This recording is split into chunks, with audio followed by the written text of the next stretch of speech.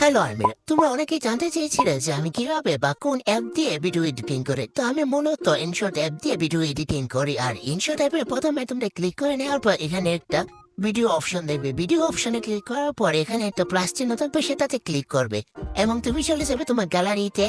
তারপর সেখান থেকে তোমার পছন্দের ভিডিওটা ক্লিক করে নেবে। আমি এখানে আমার পছন্দের ভিডিওটা ক্লিক করে নিয়েছি। তারপর ভিডিও এডিটিং করে নেব। এখানে তোমরা কোনায় দেখতে পাবে যে একটা ওয়াটারমার্ক আছে, সেটা আমরা রিমুভ করে নেব।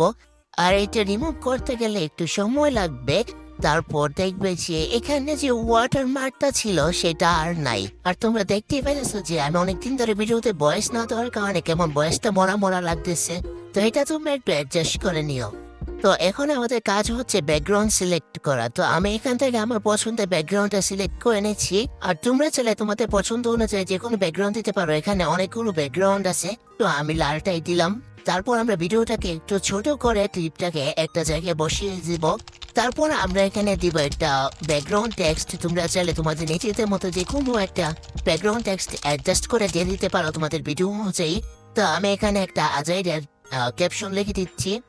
তারপর এই ক্যাপশনটাকে একটা জায়গায় সেট করে দিব। আর তোমাদের মধ্যে একজন আমাকে প্রশ্ন করেছিল যে কিভাবে ফেভারিট মিউজিক অ্যাড করা যায়।